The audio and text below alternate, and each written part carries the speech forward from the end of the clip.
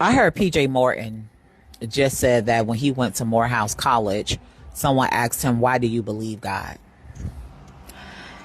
And I love that question because as I got older, I started asking myself that question as well. Yes, I was raised in church. We didn't have a choice. We grew up in the faith. You either grew up Baptist, Pentecostal, holiness, whatever denomination you was, you didn't really have a choice. But as I got older, I remember one day being in church and my grandmother, I used to always laugh, especially when people start dancing and quote unquote catching the Holy Ghost. I just thought that was so funny. And I remember my grandma pinched me and she said, one day you're not going to laugh. One day it's not going to be funny. And can I tell you that one day is now? Because as I began to know God for myself and go on my own journey, my own reading, my own studying, my own research, my own meditating in the word, I realized, oh yeah, this thing is very, I've had my own experience with him and it's undeniable.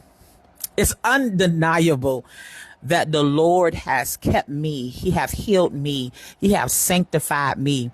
I remember times praying and I remember times crying out.